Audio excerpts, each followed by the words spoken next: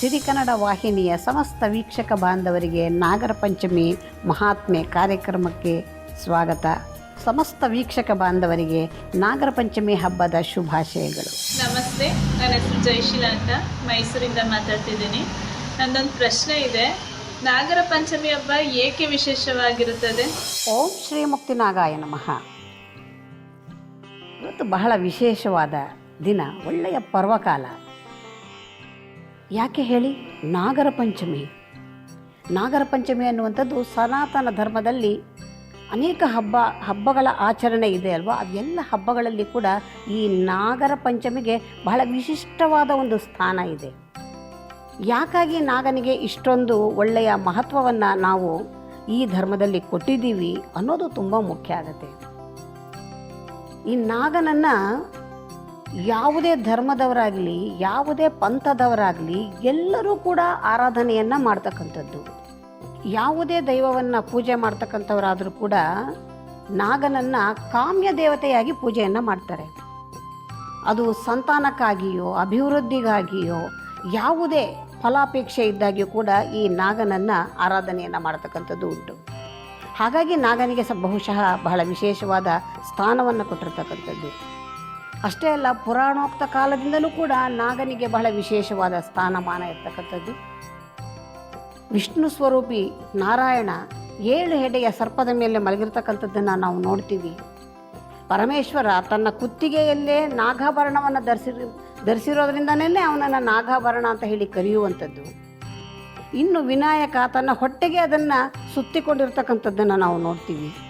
ಕುಬೇರ ತನ್ನ ಸಂಪತ್ತನ್ನು ಕಾಯೋದಕ್ಕಾಗಿಯೇ ಆದಿಶೇಷನನ್ನು ಅವಲಂಬಿಸಿದ್ದಾನೆ. ಗರುಡ ದೇವರು ಕೂಡ ತನಗೆ ಕಂಕಣವನ್ನು ಕಟ್ಕೊಂಡಿದ್ದಾರೆ ನಾಗನನ್ನು. ತುಂಬ ಜನ ಹೇಳ್ತಾರೆ, ನಾವು ಗರುಡನ ಪೂಜೆ ಮಾಡ್ತೀವಿ, ನಾಗನ ಪೂಜೆ ಮಾಡಲ್ಲ ಅಂತಾರೆ. ಆದರೆ ಗರುಡನೇ ನಾಗನನ್ನು ಕಂಕಣವಾಗಿ ಧರಿಸಿದ್ದಾನೆ. ಇದೆಲ್ಲವನ್ನು ನೋಡಿದಾಗ ಈ ಒಂದು ಸಂಶಯವನ್ನು ಕೂಡ ನಾವು ಬಿಡಬೇಕು. ಇದು ದೇವತೆಗಳಾಗಿ ನಾವು ಆರಾಧನೆ ಮಾಡೋದ್ರಿಂದ ಗರುಡನನ್ನು ಪೂಜೆ ಮಾಡ್ತಕ್ಕಂಥವ್ರು ನಾಗನ್ನ ಪೂಜೆ ಮಾಡಬಾರ್ದು ಅನ್ನೋಂಥದ್ದು ಯಾವ ಪುರಾಣದಲ್ಲಿಯೂ ಇಲ್ಲ. ಅಷ್ಟೇ ಅಲ್ಲ, ಇಡೀ ಈ ಭೂಮಂಡಲವನ್ನೇ ಸಹಸ್ರ ಹೆಡೆಯಿಂದ ಆದಿಶೇಷ ತನ್ನ ಹೆಡೆಯ ಮೇಲೆ ಹಿಡಿದಿಟ್ಟುಕೊಂಡಿದ್ದಾನೆ. ಇಂತಹ ವೈಭವೋಪೇತವಾಗಿರ್ತಕ್ಕಂತಹ ನಾಗನನ್ನು ಆರಾಧನೆ ಮಾಡ್ತಕ್ಕಂಥದ್ದು ಈ ಒಂದು ಸಂಪ್ರದಾಯದಲ್ಲಿ ಬಂದಿರತಕ್ಕಂಥದ್ದು. ಹಾಗಾಗಿ ಈ ಒಂದು ನಾಗರ ಪಂಚಮಿ ಅತ್ಯಂತ ವಿಶಿಷ್ಟವಾದ ಹಬ್ಬ ಅಂತ ಕರೆಸಿಕೊಳ್ಳುತ್ತೆ. ಅದರಲ್ಲೂ ಕೂಡ ಈ ಮಾಸ ಶ್ರಾವಣ ಮಾಸ ಅಂದ್ರೇ ಹಬ್ಬಗಳ ಮಾಸ. ಈ ಹಬ್ಬಗಳ ಮಾಸದಲ್ಲಿ ಪ್ರಪ್ರಥಮವಾಗಿ ಬರ್ತಕ್ಕಂಥದ್ದೇ ನಾಗರ ಪಂಚಮಿ. ಹೇಳ್ತಾ ಹೋದರೆ ನಾಗನ ವಿಚಾರ ಬಹಳ ಸುದೀರ್ಘವಾದ ವಿಚಾರ. ಇದಕ್ಕೆ ಬೇಕಾದಷ್ಟು ಪುರಾವೆಗಳಿದೆ. ಇದನ್ನು ನಾವು ಪುರಾಣದ ಕಾಲದಿಂದಲೂ ನೋಡುವಂಥದ್ದು, ಸಾಮಾಜಿಕವಾಗಿಯೂ ನೋಡ್ತಕ್ಕಂಥದ್ದು, ವೈಜ್ಞಾನಿಕವಾಗಿಯೂ ನೋಡ್ತಕ್ಕಂಥದ್ದು. ಎಲ್ಲ ವಿಚಾರದಲ್ಲಿಯೂ ಕೂಡ ನಾಗನನ್ನು ಆರಾಧನೆ ಏಕೆ ಮಾಡಬೇಕು ಅನ್ನೋದಕ್ಕೆ ನಮ್ಮಲ್ಲಿ ಉತ್ತರ ಇದೆ. ಹಾಗಾಗಿ ನಾಗರ ಪಂಚಮಿ ಇವತ್ತು ಅತ್ಯಂತ ವಿಶೇಷವಾದ ಹಬ್ಬ ಅಂತ ಹೇಳಬಹುದು. ನಮಸ್ತೆ, ನನ್ನ ಹೆಸರು ಲೀಲಾ ಶೇಷಮ್ ಅಂತ, ಮಡಿಕೇರಿಯಿಂದ. ನಾಗರ ಪಂಚಮಿ ಹಬ್ಬವನ್ನು ಶ್ರಾವಣ ಮಾಸದಲ್ಲಿ ಏಕೆ ಆಚರಿಸುತ್ತಾರೆ? ಈ ಹಬ್ಬವನ್ನು ನಾವು ಶ್ರಾವಣ ಮಾಸದಲ್ಲಿ ಆಚರಣೆ ಮಾಡ್ತೀವಿ. ಯಾಕಾಗಿ? ಪ್ರತಿ ತಿಂಗಳು ಪಂಚಮಿ ಬರುತ್ತೆ, 15 ದಿವಸಕ್ಕೊಮ್ಮೆ ಬರುತ್ತೆ. ಆದರೂ ಕೂಡ ಶ್ರಾವಣ ಮಾಸದಲ್ಲಿ ಮಾತ್ರ ನಾವು ನಾಗರ ಪಂಚಮಿ ಅನ್ನುವ ಹಬ್ಬವನ್ನು ಆಚರಣೆಯನ್ನು ಮಾಡ್ತೀವಿ. ಚಂದ್ರ ಶ್ರವಣ ನಕ್ಷತ್ರದಲ್ಲಿ ಯಾವ ಮಾಸದಲ್ಲಿ ಇರ್ತಾನೆ ಆ ಮಾಸವನ್ನು ಶ್ರಾವಣ ಮಾಸ ಅಂತ ಕರಿತೀವಿ. ಇನ್ನು ಶ್ರಾವಣ ಮಾಸದ ಪಂಚಮಿ ತಿಥಿ ಎಂದು ಬರ್ತಕ್ಕಂತಹ ಪರ್ವಕಾಲದಲ್ಲಿ ಈ ನಾಗರ ಪಂಚಮಿ ಎನ್ನುವ ಹಬ್ಬವನ್ನು ಆಚರಣೆಯನ್ನು ಮಾಡ್ತೀವಿ. ಹಾಗಾದರೆ ಈ ಪಂಚಮಿ ತಿಥಿಗೂ ನಾಗರ ಪಂಚಮಿಗೂ ಶ್ರಾವಣ ಮಾಸಕ್ಕೂ ಏನಾದರೂ ಒಂದು ಸಂಬಂಧ ಇರಲೇಬೇಕಲ್ವಾ? ಖಂಡಿತ ಇದೆ. ಚಂದ್ರ ಭೂಮಿಯನ್ನು ಒಂದು ಸುತ್ತೋದಕ್ಕೆ 12 ಡಿಗ್ರಿ ಬೇಕಾಗತ್ತೆ. ಅದರಲ್ಲಿ 4 ದಿವಸ ಸುತ್ತಬೇಕಾದ್ರೆ 48 ಡಿಗ್ರಿಗೆ ಬಂದಿರ್ತಾನೆ ಚಂದ್ರ. ಅದನ್ನು ಚೌತಿ ಅಂತ ಹೇಳಿ ಕರಿತೀವಿ. ಆ ಚೌತಿ ತಿಥಿಯಿಂದ ಪಂಚಮಿ ತಿಥಿಯವರೆಗೆ ಬರ್ತಕ್ಕಂತಹ ಇನ್ನು 12 ಡಿಗ್ರಿಯಷ್ಟು ಸಂಚರಿಸುವ ಕಾಲ ಒಂದು ವಿಶೇಷವಾದ ಕಾಲ. ಅದು 60 ಡಿಗ್ರಿಗೆ ಬರ್ತಾನೆ ಪಂಚಮಿ ತಿಥಿಗೆ. ಈ 60 ಡಿಗ್ರಿಗೆ ಚಂದ್ರ ಬಂದಾಗ ಚಂದ್ರ ಭೂಮಿಗೆ ಬಹಳ ಹತ್ತಿರದಲ್ಲಿ ಇರ್ತಾನೆ. ಚಂದ್ರನ ಪ್ರಭಾವ ಭೂಮಿಯ ಮೇಲೆ ಹೆಚ್ಚಾಗಿ ಇರುತ್ತೆ. ಚಂದ್ರನ ಪ್ರಭಾವ ಭೂಮಿಯ ಮೇಲೆ ಹೆಚ್ಚಾಗಿರುತ್ತೆ ಅಂದರೆ ಚಂದ್ರನಿಗೂ ಮತ್ತು ನೀರಿಗೂ ಸಂಬಂಧ ಇರತಕ್ಕಂಥದ್ದು. ಹಾಗಾಗಿ ಭೂಮಿಯಲ್ಲಿರ್ತಕ್ಕಂತಹ ನೀರಿನ ಅಂದರೆ ಜಲವರ್ಗದಲ್ಲಿ ಸಾಕಷ್ಟು ಬದಲಾವಣೆ ಆಗುತ್ತೆ. ಯಾವಾಗಲೂ ನೋಡಿ, ಪ್ರತಿ ವರ್ಷದಲ್ಲಿಯೂ ಕೂಡ ಶ್ರಾವಣ ಮಾಸದಲ್ಲಿಯೇ ಪ್ರವಾಹಗಳು ಬರೋದು, ಹೆಚ್ಚಿನ ನೀರು ನಮಗೆ ಕಾಣುವಂಥದ್ದು ಇವೆಲ್ಲವೂ ಶ್ರಾವಣ ಮಾಸದಲ್ಲಿಯೇ. ಯಾಕೆ ಅಂದರೆ ಚಂದ್ರನ ಪ್ರಭಾವದಿಂದ ಈ ಒಂದು ವ್ಯತ್ಯಾಸವನ್ನು ನಾವು ಕಂಡುಕೊಳ್ತೀವಿ. ಅದೇ ರೀತಿ ಚಂದ್ರ ಭೂಮಿಗೆ ಹತ್ತಿರ ಬಂದಾಗ ಹೇಗೆ ಜಲವರ್ಗದ ಮೇಲೆ ಪ್ರಭಾವವನ್ನು ಬೀರ್ತಾನೆ, ಹಾಗೆ ಮನುಷ್ಯನ ಮೇಲೂ ಕೂಡ ಪ್ರಭಾವವನ್ನು ಬೀರ್ತಾನೆ. ಭೂಮಿಯಲ್ಲಿ 80 ಭಾಗದಷ್ಟು ನೀರಿದೆ, ಕೇವಲ 20 ಭಾಗದಷ್ಟು ಮಾತ್ರ ಈ ಒಂದು ಭೂವರ್ಗ ನಾವು ಕಾಣುವಂಥದ್ದು. ಅದೇ ರೀತಿ ಮನುಷ್ಯನ ಶರೀರವೂ ಕೂಡ ಪಂಚಭೂತಗಳಿಂದ ಕೂಡಿರ್ತಕ್ಕಂಥದ್ದು. ಇಡೀ ಶರೀರದಲ್ಲಿ 80 ಭಾಗದಷ್ಟು ನೀರು ಅಂದರೆ ದ್ರವವೇ ಆವರಿಸಿಕೊಂಡಿರ್ತಕ್ಕಂಥದ್ದು. ಹೇಗೆ ಭೂಮಿಯ ಮೇಲೆ ಚಂದ್ರನ ಪ್ರಭಾವ ಬೀರುತ್ತೆ, ಅದೇ ರೀತಿ ಮನುಷ್ಯನ ಮೇಲೆ ಕೂಡ ಚಂದ್ರನ ಪ್ರಭಾವ ಬೀರುತ್ತೆ. ವೈಜ್ಞಾನಿಕ ಹಿನ್ನೆಲೆ ಎಷ್ಟು ಚೆನ್ನಾಗಿದೆ ಅದನ್ನು ಮೊದಲು ಅರ್ಥ ಮಾಡ್ಕೋಬೇಕು. ಹಾಗಾಗಿ ಏನಾಗುತ್ತೆ, ಚಂದ್ರ ಈ ಒಂದು ಸ್ಥಿತಿಗೆ ಬಂದಾಗ ತ್ರಿಕೋನದಲ್ಲಿದ್ದಾನೆ ಅಂತ ಹೇಳಿ ನಾವು ಜ್ಯೋತಿಷದ ಪ್ರಕಾರ ಹೇಳ್ತಕ್ಕಂಥದ್ದು. ಈ ಚಂದ್ರ ತ್ರಿಕೋನಕ್ಕೆ ಬಂದಾಗ ಚಂದ್ರ ಯಾವುದಕ್ಕೆ ಕಾರಕ? ಮನಃಕಾರಕ. ಚಂದ್ರಮ ಮನಸೋ ಜಾತಃ ಅಂದರೆ ಚಂದ್ರ ಮನಸ್ಸಿನ ಮೇಲೆ ಪ್ರಭಾವವನ್ನು ಜಾಸ್ತಿಯಾಗಿ ಬೀರ್ತಾನೆ. ಮನುಷ್ಯನ ಆರೋಗ್ಯ ಚೆನ್ನಾಗಿರಬೇಕಾದ್ರೆ ಮನಸ್ಸು ತುಂಬ ಮುಖ್ಯ. ಮನಸ್ಸಿನ ಸ್ಥಿತಿಯೇ ಮನುಷ್ಯನ ಆರೋಗ್ಯಕ್ಕೆ ಮೂಲ ಕಾರಣವಾಗುತ್ತೆ. ಹಾಗಾಗಿ ಯಾವಾಗ ಈ ಮನಸ್ಸಿನ ಮೇಲೆ ಈ ಪ್ರಭಾವ ಬೀರುತ್ತೆ, ಈ ಮನಸ್ಸನ್ನು ನಿಗ್ರಹಿಸುವಂತಹ ಒಂದು ಕೆಲಸ ಆಗಬೇಕು. ಈ ನಿಗ್ರಹಿಸುವಂತಹ ಕೆಲಸ ಯಾವುದರ ಮುಖಾಂತರ ಮಾಡ್ತೀವಿ? ಇದಕ್ಕೆಲ್ಲ ಕಾರಕ ಯಾವುದು ಅಂದರೆ ನಾವು ತಿನ್ನುವಂತಹ ಆಹಾರ ಸಾತ್ವಿಕವಾಗಿದ್ದಾಗ ಮಾತ್ರ ಮನುಷ್ಯ ತನ್ನ ಮನೋಬಲಗಳನ್ನು ನಿಗ್ರಹಿಸ್ಕೊಳ್ಳೋದಕ್ಕೆ ಸಾಧ್ಯವಾಗುವಂಥದ್ದು. ಹಾಗಾಗಿ ಸಾತ್ವಿಕ, ರಾಜಸ, ತಾಮಸ ಅಂತ ಹೇಳಿ 3 ಬಗೆಯ ಆಹಾರ ಸೇವನೆಯನ್ನು ನಾವು ಮಾಡ್ತೀವಿ. ಅದರಲ್ಲಿ ಈ ಶ್ರಾವಣ ಮಾಸದಲ್ಲಿ ಪ್ರತಿಯೊಬ್ಬರೂ ಕೂಡ ಗೊತ್ತಿದ್ದೋ ಗೊತ್ತಿಲ್ಲದೇನೋ, ಅರ್ಥೈಸಿಕೊಂಡೋ ಇಲ್ಲದೇನೋ, ಒಟ್ಟಿನಲ್ಲಿ ಸಾತ್ವಿಕವಾದ ಆಹಾರವನ್ನೇ ಸೇವನೆಯನ್ನು ಮಾಡುವಂಥದ್ದು ನಮ್ಮ ಪೂರ್ವಿಕರು ನಮಗೆ ಅಭ್ಯಾಸವನ್ನು ಮಾಡಿಸ್ಬಿಟ್ಟಿದ್ದಾರೆ. ಹಾಗಾಗಿ ನಾವು ಸಾತ್ವಿಕ ಆಹಾರವನ್ನು ಸೇವನೆ ಮಾಡೋದ್ರಿಂದ ಮನಸ್ಸನ್ನು ನಿಗ್ರಹಿಸಿಕೊಳ್ಳೋದಕ್ಕೆ ಸಾಧ್ಯವಾಗುತ್ತೆ. ಈ ಮನಸ್ಸನ್ನು ನಿಗ್ರಹಿಸಿಕೊಳ್ಳೋದ್ರಿಂದ ಏನು ಸಾಧ್ಯವಾಗುತ್ತೆ? ಮನಸ್ಸನ್ನು ನಿಗ್ರಹಿಸೋದಕ್ಕೆ ಮೂಲ ಕಾರಣ ಯಾವುದು? ನಮ್ಮ ಮೆದುಳು. ಈ ಮೆದುಳಿಗೂ ಕೂಡ ಈ ನಾಗನಿಗೂ ಕೂಡ ಸಂಬಂಧ ಇದೆ. ನಾಗನಲ್ಲಿ ಒಂದು ಕುಂಡಲಿನಿ ಶಕ್ತಿ ಇದೆ. ಈ ಕುಂಡಲಿನಿ ಶಕ್ತಿ ಯಾವಾಗಲೂ ಜಾಗೃತವಾಗಿರಬೇಕು ಅಂತಂದರೆ ಈ ನಮ್ಮ ಮೆದುಳು ಕೂಡ ಹೆಡೆಯ ಆಕಾರದಲ್ಲಿಯೇ ಇರ್ತಕ್ಕಂಥದ್ದು. ನಾಗನಿಗೂ ಮನುಷ್ಯನಿಗೂ ಅವಿನಾಭಾವ ಸಂಬಂಧ ಇರತಕ್ಕಂಥದ್ದು. ಈ ಒಂದು ಹೆಡೆಯ ಆಕಾರದಲ್ಲಿರ್ತಕ್ಕಂತಹ ನಮ್ಮ ಶರೀರವನ್ನು ನಾವು ನಿಗ್ರಹಿಸಿಕೊಳ್ಬೇಕಾದ್ರೆ ಕುಂಡಲಿನಿ ಶಕ್ತಿ ಜಾಗೃತವಾಗಿರಬೇಕು. ಈ ಕುಂಡಲಿನಿ ಶಕ್ತಿ ಜಾಗೃತವಾಗಿರೋದಕ್ಕೋಸ್ಕರನೇ ನಾವು ನಾಗನನ್ನು ಆರಾಧನೆಯನ್ನು ಮಾಡ್ತೀವಿ. ಪ್ರತಿಯೊಂದಿಗೂ ಕೂಡ ವೈಜ್ಞಾನಿಕ ಹಿನ್ನೆಲೆ, ಪೌರಾಣಿಕ ಹಿನ್ನೆಲೆ, ಸಾಮಾಜಿಕ ಹಿನ್ನೆಲೆ ಇದೆ ಅಂತಕ್ಕಂಥದ್ದು ಎಷ್ಟು ಸ್ಪಷ್ಟವಾಗಿದೆ. ಅದರಿಂದ ಈಗ ನಾವು ನಾಗರ ಪಂಚಮಿಯನ್ನು ಯಾವತ್ತು ಆಚರಣೆ ಮಾಡ್ತಾ ಇದ್ದೀವಿ? ಪ್ರತಿ ವರ್ಷ ಶ್ರಾವಣ ಮಾಸದ ಪಂಚಮಿ ತಿಥಿಯೆಂದು ಆಚರಣೆಯನ್ನು ಮಾಡ್ತಾ ಇದ್ದೀವಿ. ನನ್ನ ಹೆಸರು ಸುನೀತಾ ಗಣೇಶ್, ಶಿವಮೊಗ್ಗದಿಂದ. ನಾಗರ ಪಂಚಮಿ ಹಬ್ಬದ ಆಚರಣೆಯ ವಿಧಿವಿಧಾನಗಳು ಏನು? ಈ ನಾಗಗಳಲ್ಲಿ ಬಹಳ ಸಾಧಾರಣವಾಗಿ ನಾವು ನಾಗನನ್ನು ಕೊಲ್ಲಬಾರ್ದು, ಕೊಂದರೆ ಒಂದು ರೀತಿಯ ದೋಷ ಇವೆಲ್ಲವನ್ನು ಹೇಳ್ತೀವಲ್ವ. ಯಾಕಾಗಿ ಅಂದರೆ ನಾಗ ಅಂದರೆ ಈ ಸರ್ಪಕುಲ ಯಾವಾಗಲೂ ಕೂಡ ಮನುಷ್ಯನಿಗೆ ಸಹಾಯವನ್ನೇ ಮಾಡ್ತಾ ಬಂದಿದೆ. ಅವಿಂದ ನಮಗೆ ಯಾವತ್ತೂ ತೊಂದರೆ ಆಗೋದಿಲ್ಲ. ನಾವಾಗಿಯೇ ಕೆಣಕದೇ ಇದ್ದರೆ ಯಾವ ಸರ್ಪವೂ ಸಮಸ್ಯೆಯನ್ನು ಕೊಡೋದೇ ಇಲ್ಲ. ಅದರಲ್ಲಿ ಕೂಡ ಆದಿಶೇಷ, ವಾಸುಕಿ, ಅನಂತ ಅಂತಕ್ಕಂತಹ ಈ ಜಾತಿಯ ಸರ್ಪಗಳ ಕುಲಕ್ಕೆ ಸೇರಿದಂತಹ ಸರ್ಪಗಳಾದರೆ ಯಾವತ್ತೂ ಮನುಷ್ಯನಿಗೆ ಸಮಸ್ಯೆಯನ್ನು ಕೊಡೋದೇ ಇಲ್ಲ. ತಮ್ಮ ಪಾಡಿಗೆ ತಾವು ಹರ್ಕೊಂಡು ಓಡಾಡ್ತಾ ಇರುತ್ತವೆ, ಎಲ್ಲೋ ತಮ್ಮಷ್ಟಕ್ಕೆ ತಾವು ತಮ್ಮ ಜೀವನವನ್ನು ಸಾಗಿಸ್ಕೊಳ್ತಾ ಇರುತ್ತೆ.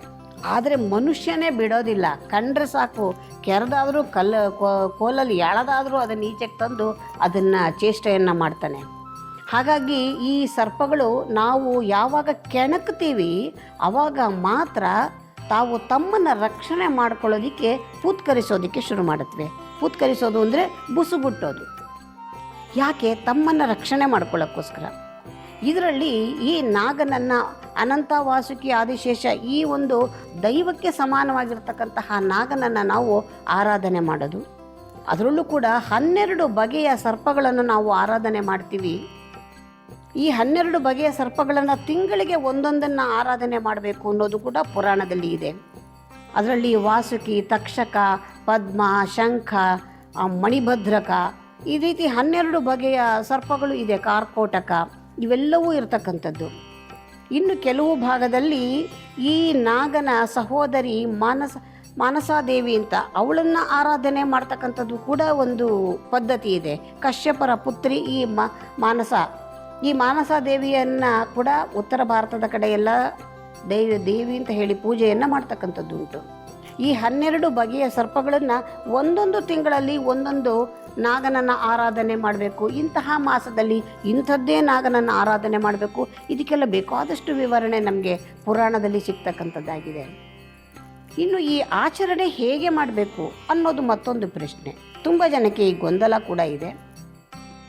ಈ ನಾಗನನ್ನು ಆಚರಣೆ ಮಾಡಬೇಕಾದ್ರೆ ನಾಗರ ಪಂಚಮಿಯ ಹಬ್ಬದ ದಿವಸ ಮನೆಯಲ್ಲಿಯೇ, ಇದು ಬಹಳ ಮಡಿ ಭಕ್ತಿಯಿಂದ ಮಾಡ್ತಕ್ಕಂತಹ ದೈವ ಇದು. ಹಾಗಾಗಿ ಎಷ್ಟೋ ಜನ ಇದನ್ನು ಕೇವಲ ಒದ್ದೆ ಬಟ್ಟೆ ಉಟ್ಕೊಂಡೇ ಕೂಡ ಇವತ್ತಿಗೂ ಪೂಜೆಯನ್ನು ಮಾಡುವಂಥದ್ದಿದೆ. ಈ ಪೂಜೆಯನ್ನು ಮಾಡಬೇಕಾದ್ರೆ ಮನೆಯಲ್ಲಿ ಅಕ್ಕಿ ಹಿಟ್ಟನ್ನು ಕಲಿಸ್ಕೊಳ್ಬೇಕು. ಅಕ್ಕಿ ಹಿಟ್ಟಿನಲ್ಲಿ ತೊಟ್ಟಲಿನ ರೂಪದಲ್ಲೋ ಅಥವಾ ಬಟ್ಟಲಿನ ರೂಪದಲ್ಲೋ ಒಂದು ತೊಟ್ಟಿಲನ್ನು ನಾವು ಮಾಡ್ಕೋಬೇಕು. ಅಕ್ಕಿ ಹಿಟ್ಟನ್ನು ಸುಮ್ಮನೆ ಕಲಸಿ ಹೀಗೆ ಆಕಾರವನ್ನು ಮಾಡ್ಕೊಳ್ತಕ್ಕಂಥದ್ದು. ಅದರೊಳಗೆ ಒಂದು ಸಣ್ಣದಾದ ಒಂದು ನಾಗನ ಆಕೃತಿಯನ್ನು ಅಕ್ಕಿ ಹಿಟ್ಟಿನಲ್ಲಿಯೇ ನಾವೇ ಮನೆಯಲ್ಲಿ ತಯಾರು ಮಾಡಿಕೊಳ್ಳುವಂಥದ್ದು. ಆಮೇಲೆ ಒಂದು ಸ್ವಲ್ಪ ದೊಡ್ಡದಾಗಿರ್ತಕ್ಕಂತಹ ನಾಗನನ್ನು ನಾವು ರೆಡಿ ಮಾಡ್ಕೋಬೇಕು. ಎರಡನ್ನೂ ಕೂಡ ಈ ಬಟ್ಟಲಲ್ಲಿ ಇಟ್ಟು ಇದಕ್ಕೆ ಹಾಲಿನಿಂದ ಪ್ರೋಕ್ಷಣೆಯನ್ನು ಮಾಡಬೇಕು. ಹೇಗೆ ಪೂಜೆ ಮಾಡಬೇಕು ಅಂದರೆ, ಕೇವಲ ಒಂದು ಹೂವನ್ನು ತೆಗೆದುಕೊಂಡು ಹೂವಿನಲ್ಲಿ ಹಾಲನ್ನು ಅದ್ದಿ ಪ್ರೋಕ್ಷಣೆಯನ್ನು ಮಾಡೋದು. ಅಂದರೆ ಸುಮ್ಮನೆ ಚುಮುಕಿಸೋದು ಅಂತ ಅಷ್ಟೇ ಅರ್ಥ. ಅದು ತುಂಬ ಜನ ಏನು ಅರ್ಥೈಸ್ಕೊಳ್ತಾರೆ, ನಾಗನಿಗೆ ಹಾಲು ಇಷ್ಟ, ತೊಗೊಂಡೋಗೋದು ಹಾಲು ಸುರಿಯೋದು. ದಯಮಾಡಿ ಈ ತಪ್ಪನ್ನು ಮಾಡಬೇಡಿ. ಈ ತಪ್ಪನ್ನು ಮಾಡೋದ್ರಿಂದ ಮತ್ತಷ್ಟು ಅಪಚಾರಕ್ಕೆ ಒಳಗಾಗುವಂಥ ಪರಿಸ್ಥಿತಿ ಇರುತ್ತೆ. ಹಾಲಿನಿಂದ ಪ್ರೋಕ್ಷಣೆ ಮಾಡಿ, ಬೆಣ್ಣೆ ಬಹಳ ಅತ್ಯಂತ ಶ್ರೇಷ್ಠವಾದದ್ದು. ಈ ಬೆಣ್ಣೆಯಿಂದ ಅದಕ್ಕೆ ಪೂಜೆಯನ್ನು ಮಾಡ್ತಕ್ಕಂಥದ್ದು. ಮತ್ತು ನಾಗನಿಗೆ ಬಹಳ ಪ್ರಿಯವಾದದ್ದು ಅಂದರೆ ಹಸಿ ಕಡಲೆಕಾಳು, ಭತ್ತದ ಅರಳು, ಚಿಗಳಿ ತೆಂಬಿಟ್ಟು, ಈ ರೀತಿ ಸಿಹಿಯ ಉಂಡೆಗಳನ್ನು ಮಾಡುವಂಥದ್ದು. ಈ ಥರದ್ದನ್ನೆಲ್ಲವನ್ನು ಕೂಡ ನಾವು ನಿವೇದನಕ್ಕಾಗಿ ಇಟ್ಕೊಳ್ಳುವಂಥದ್ದು. ಬಾಳೆಹಣ್ಣು, ಕರ್ಪೂರದಲ್ಲಿ ಆರತಿಯನ್ನು ಮಾಡ್ತಕ್ಕಂಥದ್ದು, ಇವೆಲ್ಲವೂ ವೈಶಿಷ್ಟ್ಯವಾಗಿ ಪೂಜೆಯನ್ನು ಮಾಡುವಂಥದ್ದು. ಮನೆಯಲ್ಲಿ ಮಾಡುವಂತಹ ಸಂಪ್ರದಾಯ ಈ ರೀತಿ ಮಾಡುವಂಥದ್ದು. ಅಥವಾ ಎಷ್ಟೋ ಮನೆಯಲ್ಲಿ ಈ ಅಭ್ಯಾಸ ಇಲ್ಲ ಅಂದರೆ ಒಂದು ಸಣ್ಣ ಬೆಳ್ಳಿಯ ನಾಗನನ್ನು ಇಟ್ಕೊಂಡು ಅದಕ್ಕೆ ಕೂಡ ಹಾಲನ್ನು ಪ್ರೋಕ್ಷಣೆಯನ್ನು ಮಾಡ್ತಕ್ಕಂತಹ ಪದ್ಧತಿ ಕೂಡ ಇರುವಂಥದ್ದು. ಈ ರೀತಿ ಪೂಜೆಯನ್ನು ಮಾಡಿದರೆ ಸಾಕು. ಇಷ್ಟೇ ನಾವು ಮಾಡಬೇಕಾಗಿರೋದು. ಅಕಸ್ಮಾತ್ ನಮಗೆ ಮನೆಯಲ್ಲಿ ಪೂಜೆ ಕೆಲವರು ತುಂಬ ಹೆದರ್ತಾರೆ. ನಾಗನನ್ನು ಪೂಜೆ ಮಾಡೋದು ಹೇಗೋ ಅಥವಾ ಮಾಡೋದು ಬಿಟ್ಬಿಟ್ರೆ ಏನಾಗುತ್ತೋ ಏನೋ, ಈ ಎಲ್ಲ ಭಯದಿಂದ ಏನು ಮಾಡ್ತಾರೆ, ದೇವಾಲಯಗಳಿಗೆ ಹೋಗಿ ಪೂಜೆ ಮಾಡ್ತಾರೆ. ಅದು ತಪ್ಪಿಲ್ಲ. ಎಲ್ಲಿ ನಾಗರ ಕಟ್ಟೆ ಇರುತ್ತೆ ಅಲ್ಲಿ ಹೋಗಿ ನಾಗರ ಕಲ್ಲಿಗೆ ಹಾಲನ್ನು ಹಾಕಿ ಪೂಜೆ ಮಾಡಿ. ಆದರೆ ಅಲ್ಲಿ ಕೂಡ ಮತ್ತೊಂದು ತಪ್ಪನ್ನು ಮಾಡ್ತೀರಾ. ದಯಮಾಡಿ ಇದನ್ನು ಎಲ್ಲರೂ ನಿಲ್ಲಿಸಿ. ನಾವು ಮಾಡಬೇಕಾಗಿರೋದೇನು ಅಂದರೆ, ಒಂದು ಸಣ್ಣ ಲೋಟದಷ್ಟು ಹಾಲನ್ನು ತೆಗೆದುಕೊಂಡು ಹೋಗಬೇಕು, ಒಂದು ಚೊಂಬಿನಷ್ಟು ನೀರನ್ನು ತೆಗೆದುಕೊಂಡು ಹೋಗಬೇಕು. ಮತ್ತು ನಾಗನಿಗೆ ಬಹಳ ಪ್ರಿಯವಾದ ಹೂವು ಅಂದರೆ ಕೇದಿಗೆ ಹೂವು ಅಥವಾ ತಾಳೆ ಹೂವು. ಈ ತಾಳೆ ಹೂವಿನಿಂದ ಸಮರ್ಪಣೆಯನ್ನು ಮಾಡ್ತಕ್ಕಂಥದ್ದು. ಅಥವಾ ತಾಳೆ ಹೂವು ಸಿಕ್ಕಲಿಲ್ಲ, ಚಿಂತೆ ಮಾಡಬೇಡಿ. ಅದಕ್ಕೆ ಯಾವುದಾದರೂ ಕೂಡ ಒಳ್ಳೆಯ ಪರಿಮಳ ಇರತಕ್ಕಂತಹ ಹೂವು, ಮಲ್ಲಿಗೆ ಹೂವು, ಮಲ್ಲೆ ಹೂವು, ಸಂಪಿಗೆ ಹೂವು, ಜಾಜಿ, ಇವೆಲ್ಲವೂ ಕೂಡ ಪ್ರಿಯವಾದದ್ದೇ. ಈ ಹೂವಿನ ಸಮರ್ಪಣೆ ಮಾಡಬೇಕು. ನಾಗರ ಕಲ್ಲಿಗೆ ಹಾಲು ಹಾಕಿ ನೀರು ಹಾಕಿ ಅಂತ ಹೇಳಿದೆ. ಯಾಕೆ ನೋಡಿ, ತುಂಬ ಜನ ಹಾಲು ಹಾಕ್ತಾರೆ, ಹೊರಟು ಹೋಗ್ತಾರೆ. ಆ ಹಾಲು ಒಣಗಿ ಹೋಗುತ್ತೆ, ಅದಕ್ಕಷ್ಟು ಇರುವೆ ಬಂದು ಮುತ್ಕೊಳ್ಳುತ್ತೆ. ಇವೆಲ್ಲವೂ ಮತ್ತಷ್ಟು ನಾವು ಅಪಚಾರ ಮಾಡಿದಂತೆ ಆಗುತ್ತೆ. ಹಾಗಾಗಿ ದಯಮಾಡಿ ಹಾಲು ಹಾಕಿದ ಮೇಲೆ ನಾಗರ ಕಲ್ಲಿಗಾದರೆ ಮಾತ್ರ ಮೇಲಷ್ಟು ನೀರನ್ನು ಹಾಕಿ ಸ್ವಚ್ಛ ಮಾಡಿ, ಆಮೇಲೆ ಒಂದಷ್ಟು ಹೂವು ನಿಮಗೆ ಹೆಂಗೆ ಸಂತೋಷವಾಗಿ ಪೂಜೆ ಮಾಡ್ಕೊಳ್ಳಿ. ಅದರ ಬಗ್ಗೆ ಯಾವುದೇ ನಿರ್ಬಂಧ ಇಲ್ಲ. ಈ ರೀತಿಯೇ ನಾವು ಪೂಜೆಯನ್ನು ಮಾಡಬೇಕಾಗಿರುತ್ತದೆ. ಹಾಗಾಗಿ ನಾಗನ ಪೂಜೆಗೆ ಅತ್ಯಂತ ಶ್ರೇಷ್ಠವಾದ ಹೂವುಗಳು ಪರಿಮಳ ಭರಿತವಾಗಿರುವಂತಹ ಹೂವು ಮತ್ತು ಸಿಹಿ ಪದಾರ್ಥ, ಉಂಡೆಗಳು, ಕಡಲೆಕಾಳು, ಭತ್ತದ ಅರಳು ಇದೆಲ್ಲವನ್ನು ಕೂಡ ನಿವೇದನವನ್ನು ಮಾಡ್ತಕ್ಕಂಥದ್ದು. ಇಷ್ಟು ಪೂಜೆಯನ್ನು ಮಾಡಿದರೆ ಸಾಕು, ನಾಗ ಸಂಪ್ರೀತನಾಗ್ತಾನೆ. ನೀವು ಕೇಳಿಕೊಳ್ತಕ್ಕಂತಹ ವರಗಳನ್ನು ಸುಲಭವಾಗಿ ಕರುಣಿಸುವಂತಹ ದೈವ ನಾಗ. ಈ ಭೂಮಿ ಮೇಲೆ ಪ್ರತ್ಯಕ್ಷವಾಗಿರ್ತಕ್ಕಂತಹ ದೈವ ಅಂದರೆ ಅವನು ನಾಗರಾಜ. ನಮಸ್ತೆ, ನನ್ನ ಹೆಸರು ಅಶ್ವಿನಿ ಶಿರ್ಸಿಯಿಂದ. ನನ್ನ ಪ್ರಶ್ನೆ, ತನಿ ಎರೆಯುವುದು ಅಂದ್ರೆ ಏನು? ಹಾಗೆ ಹುತ್ತಕ್ಕೆ ಪೂಜೆ ಮಾಡಬಹುದಾ, ಮಾಡಬಾರ್ದಾ? ಈ ನಾಗಗಳನ್ನು ಪೂಜೆ ಮಾಡೋದಕ್ಕೆ ಹಲವಾರು ವಿಧಗಳಿದೆ ಮತ್ತು ಒಂದೊಂದು ಭಾಗದಲ್ಲಿ ಒಂದೊಂದು ರೀತಿಯ ಆಚರಣೆಗಳಿರುತ್ತೆ. ಕೆಲವರು ಚೌತಿ ತನಿ ಎರಿತಾರೆ, ಕೆಲವರು ಪಂಚಮಿ ತನಿ ಎರಿತಾರೆ, ಕೆಲವರು ಹುತ್ತಕ್ಕೆ ಪೂಜೆ ಮಾಡ್ತಾರೆ, ಮತ್ತು ಕೆಲವರು ಬೆಳ್ಳಿ ನಾಗನಿಗೆ ಪೂಜೆ ಮಾಡ್ತಾರೆ. ಹೀಗೆ ಹಲವಾರು ವಿಧಗಳಿದೆ. ಇದು ಹಿಂದಿನಿಂದ ಆಯಾ ಜಾಗದಲ್ಲಿ ಏನೇನು ಸಂಪ್ರದಾಯ ಇರುತ್ತೆ ಆ ಸಂಪ್ರದಾಯವನ್ನು ಅನುಸರಿಸಿಕೊಂಡು ಪೂಜೆಯನ್ನು ಮಾಡ್ತಾ ಬಂದಿರ್ತಾರೆ. ಇನ್ನು ತುಂಬ ಜನ ಈ ಹುತ್ತಕ್ಕೆ ಪೂಜೆ ಮಾಡೋದನ್ನು ನಾವು ರಸ್ತೆ ಬದಿಗಳಲ್ಲೆಲ್ಲ ಓಡಾಡಬೇಕಾದ್ರೆಲ್ಲ ನೋಡ್ತಾನೆ ಇರ್ತೀವಲ್ವ. ಈ ಹುತ್ತಕ್ಕೆ ಪೂಜೆ ಮಾಡೋದಾದರೂ ಯಾಕೆ ಮಾಡಬೇಕಾ ಬೇಡವಾ, ಇದು ಕ್ರಮ ಸರಿನಾ, ಇದಕ್ಕೂ ಏನಾದರೂ ವೈಜ್ಞಾನಿಕ ಹಿನ್ನೆಲೆ ಇದೆಯಾ? ಇದು ತುಂಬ ಮುಖ್ಯ. ಯಾಕೆಂದರೆ ಇವತ್ತಿನ ಪೀಳಿಗೆಯವರು ಕೇಳೋದೇ ಮೊದಲು ಇದಕ್ಕೇನು ಕಾರಣ ಹೇಳಿ ಅಂತ ಕೇಳ್ತಾರೆ. ನಾವು ಹೇಳಬೇಕು ಅದಕ್ಕೆ. ಹಾಗಾಗಿ ಹುತ್ತಕ್ಕೆ ಪೂಜೆ ಮಾಡೋದಕ್ಕೆ ವೈಜ್ಞಾನಿಕ ಕಾರಣವನ್ನು ಹೇಳ್ತೀನಿ, ಮತ್ತು ಪೌರಾಣಿಕವಾಗಿರ್ತಕ್ಕಂತಹ ವಿಚಾರ ಹೇಳ್ತಾನೆ ಇರ್ತೀವಿ. ಈ ಹುತ್ತಕ್ಕೆ ಪೂಜೆ ಮಾಡೋದು ಬಹಳ ಶ್ರೇಷ್ಠವಾದಂತಹ ಪೂಜೆ. ಯಾವುದೇ ರೀತಿಯ ನಾಗಗಳಿಗೆ ಪೂಜೆ ಮಾಡಬೇಕಾದ್ರೆ ಎಲ್ಲಕ್ಕೂ ಅಗ್ರಸ್ಥಾನ ಅಂದರೆ ಹುತ್ತಕ್ಕೆ ಪೂಜೆ ಮಾಡ್ತಕ್ಕಂಥದ್ದು. ಯಾಕೆ ಅಂತ ಹೇಳಿದ್ರೆ, ಹುತ್ತದಲ್ಲಿ ಯಾರಿರ್ತಾರೆ? ಹಾವಿರುತ್ತೆ. ಹಾವಿನ ಸಂಚಾರ ಯಾವ ಹುತ್ತದಲ್ಲಿ ಇದೆ ಆ ಹುತ್ತಕ್ಕೆ ಮಾತ್ರ ನಾವು ಪೂಜೆಯನ್ನು ಮಾಡಬೇಕು. ಇದು ಮೊದಲನೇ ಕಂಡೀಷನ್ನು. ಯಾಕೆ ಅಂದರೆ ಈ ಮೂಗು ಹುತ್ತಗಳು ಅಂತಿರುತ್ತೆ, ಇವೆಲ್ಲವೂ ಗೆದ್ದಲುಗೂಡನೆ. ಮೂಗು ಹುತ್ತವು ಗೆದ್ದಲುಗೂಡನೆ, ಹಾವುಗಳು ಸಂಚಾರ ಇರೋದು ಗೆದ್ದಲುಗೂಡನೆ. ಆದರೆ ಈ ಮೂಗು ಹುತ್ತದಲ್ಲಿ ಹಾವಿನ ಸಂಚಾರ ಇರೋದಿಲ್ಲ. ಅಲ್ಲಿಗೆ ನೀವು ಪೂಜೆ ಮಾಡುವ ಅವಶ್ಯಕತೆ ಇಲ್ಲ, ಮಾಡಿದರೆ ಯಾವ ಫಲವೂ ಇಲ್ಲ. ಹಾಗಾದರೆ ಹಾವಿನ ಸಂಚಾರ ಇದೆ ಅಂತ ನಮಗೆ ಹೇಗೆ ಗೊತ್ತಾಗತ್ತೆ? ಅಂದರೆ ಹಾವಿನ ಹುತ್ತದ ಬಾಯಿ ತೆರೆದುಕೊಂಡಿರುತ್ತೆ. ಅದು ಯಾವುದು ಭಾಗ ತೆರೆದಿರುತ್ತೆ ಆ ಜಾಗದಲ್ಲಿ ಹಾವಿನ ಸಂಚಾರ ಇದ್ದದ್ದೇ ಆದರೆ ಅದು ಹರಿದಾಡ್ತಿರುತ್ತಲ್ಲ, ಹರಿದಾಡುವಂತಹ ಹುತ್ತಗಳಲ್ಲಿ ಆ ಬಾಯಿ ಬಹಳ ನಯವಾಗಿರುತ್ತೆ. ಎಷ್ಟೋ ಕಡೆ ನೋಡಿ, ಕಲ್ಲು ಓಡಾಡಿ ಓಡಾಡಿ ಓಡಾಡಿ ನೈಸ್ಗಾಗ್ಬಿಟ್ಟಿರುತ್ತೆ. ಅಂತಹ ಕಲ್ಲೇ ನಯವಾಗಿರ್ಬೇಕಾದ್ರೆ ಮಣ್ಣು ನಯವಾಗಿರುತ್ತಲ್ವ. ಹಾವಿನ ಸಂಚಾರ ಇರ್ತಕ್ಕಂತಹ ಹುತ್ತದ ಬಾಯಿ ಬಹಳ ಮೃದುವಾಗಿ ನಯವಾಗಿರುತ್ತೆ. ಅಂತಹ ಜಾಗದಲ್ಲಿ ಹಾವಿನ ಸಂಚಾರ ಇದೆ ಅನ್ನೋದು ಖಚಿತವಾಯಿತು. ಈ ಹಾವಿನ ಸಂಚಾರ ಇರ್ತಕ್ಕಂತಹ ಹುತ್ತಕ್ಕೆ ಪೂಜೆಯನ್ನು ಮಾಡೋದು ಶ್ರೇಷ್ಠವಾದದ್ದು. ಈ ಹಾವಿನ ಹುತ್ತ ನಾವು ಈ ರೀತಿ ಪೂಜೆಯನ್ನು ಮಾಡಬೇಕು. ಯಾಕೆ ಪೂಜೆ ಮಾಡಬೇಕು? ಇದೊಂದು ವಿಷ ಜಂತು, ಇದಕ್ಕೆ ಪೂಜೆ ಮಾಡುವ ಅವಶ್ಯಕತೆಯಾದರೂ ಇದೆಯಾ ಅಂತ ಅನಿಸುತ್ತಲ್ವಾ? ಹೌದು, ಖಂಡಿತ ಹೌದು ಅನಿಸುತ್ತೆ.